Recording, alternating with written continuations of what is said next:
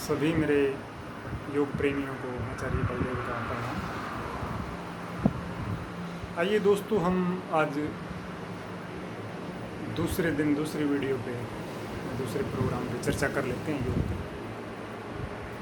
पिछली वीडियो में मैंने बताया था आपको कि योग मार्ग पे किन लोगों को चलना चाहिए, कौन समर्थशाली, उनका व्यवहार आचरण कैसा हो, यम नियमों को फॉलो करें।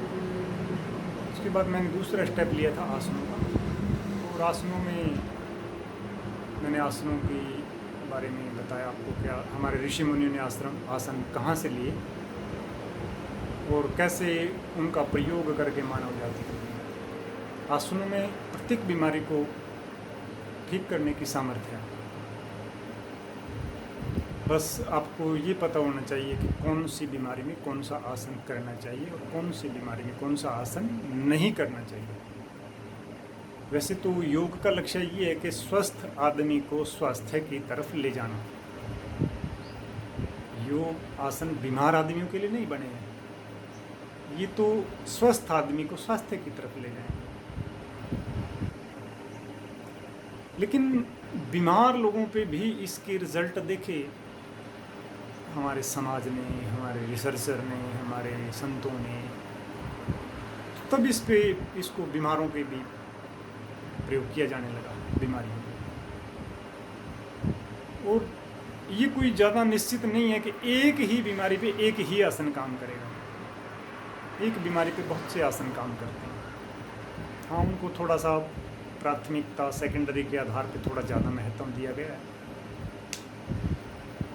तो आसन कैसे शुरुआत करनी चाहिए, और आसनों के साथ साथ आपको मुख्य एक चीज़ का और ध्यान रखना चाहिए कि आपका खान पान कैसा है।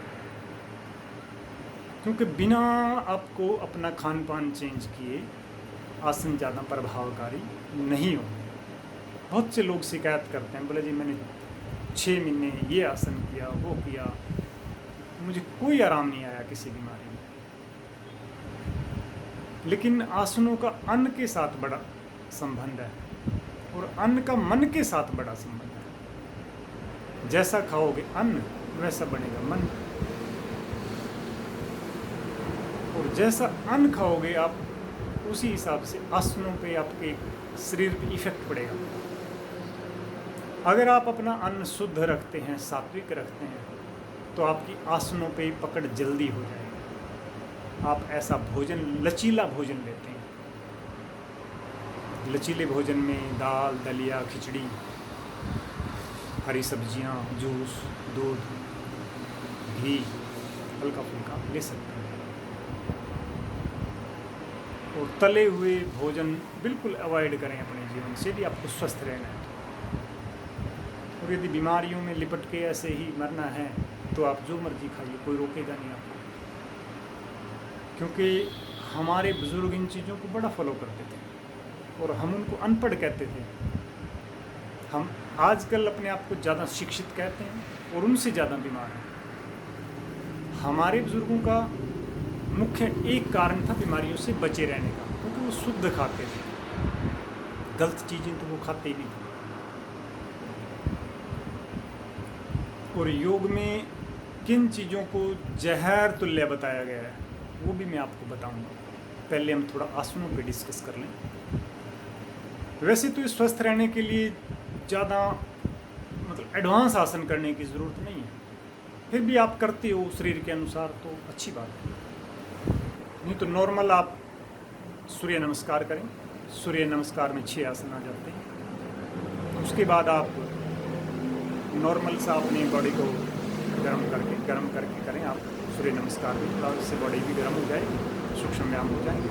उसके बाद आप सूर्य नमस्कार करें। उसके बाद आप कुछ आसन बैठकर, कुछ खड़े होकर, और कुछ पेट के बल लेट के, और कुछ पीठ के बल लेट के किए जाने वाले आसनों का अभ्यास करें।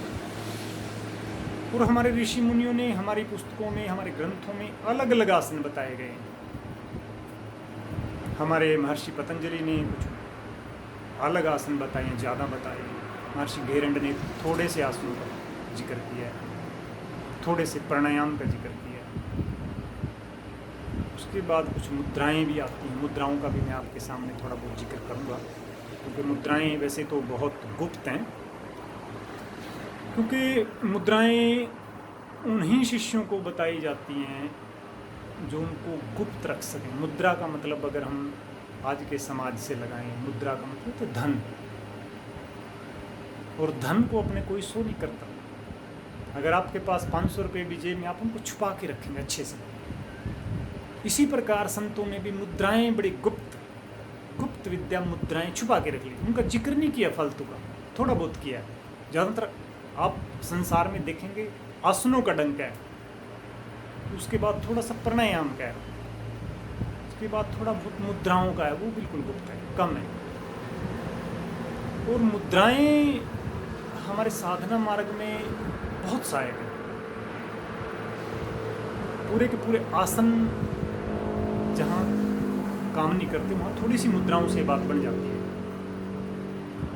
तो आसनों में आप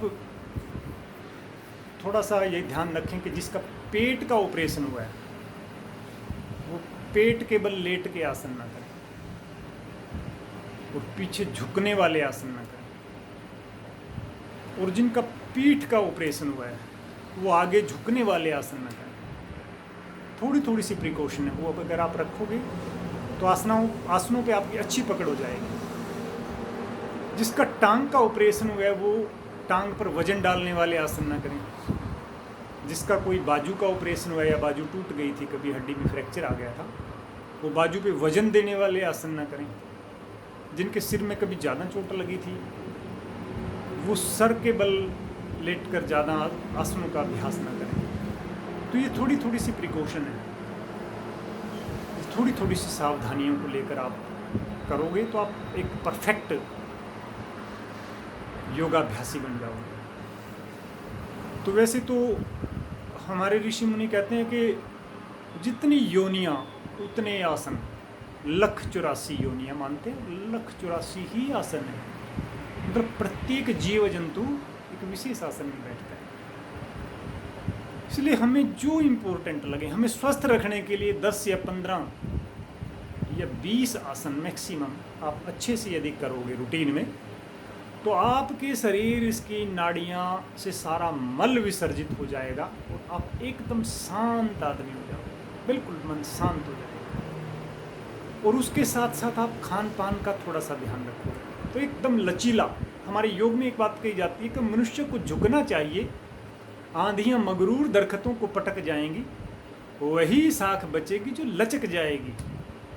आज की भयंकर बीमारियों में, जैसे कोरोना जैसे वायरस आज समाज में फैल रहा है, पूरे देश में, पूरे विश्व में, लेकिन जिसके शरीर में लचक है, और लचक क्या चीज़ पैदा करती है शरीर में, लचक से हमारे शरीर में रोग प्रतिरोधक क्षमता बढ़ जाती है।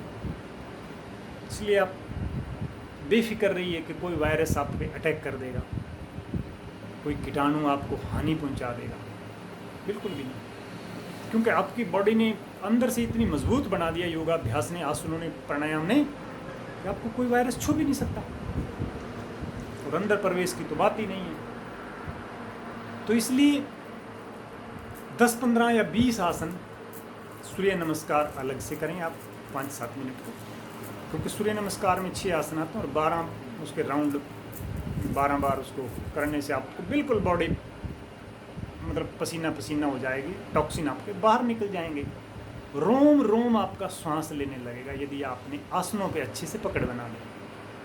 फिर आपको ये वस्त्र भी सुहाएंगे नहीं, बिना वस्त्रों के रहना बड़ा आनंदित लगता है। लंगोटी में आपने देखा होगा संतों को लंगोटी में रहते हैं, क्योंकि वस्त्र उनके जो सांस लेने की रोम रोम की प्रक्रिया है वो बंद हो जाती है, इसलिए वो बिना वस्त्रों के एक लंगोटी में बस खुश हैं। वो लंगोटी में इतने आनंदित हैं कि आप हज़ारों रुपए के वस्त्र डाल के भी उतने आनंदित नहीं हो जितना वो एक लंगोटी में। उसका मेन कारण ये है कि उसने आसनों से, प्राणायाम से अपनी बॉडी को इतना शुद्ध कर लिया कि उसका रोम रोम श्वास लेता है। और ये हमारे वस्त्र हमारे श्वास प्रक्रिया में, रोम से श्वास लेने की प्रक्रिया में बाधा डालते हैं, इसलिए वो वस्त्र भी नहीं डालते और एक लंगोटी में संतुष्ट हो जाते हैं। तो इसलिए आसनों का बड़ा प्रभाव है। आसनों से तेज आता है, चेहरे पे कांति आती है, चमक आती है, प्रसन्न मन होता है। यहाँ तक कि प्रत्येक सजीव चीज को, प्रत्येक सजीव चीज को अपनी तरफ आकर्षित करने की एक कला आ जाती है योगाभ्यासी। क्योंकि पॉजिटिव विचार, हमारे इतने विचार हमारे शुद्ध हो जाते हैं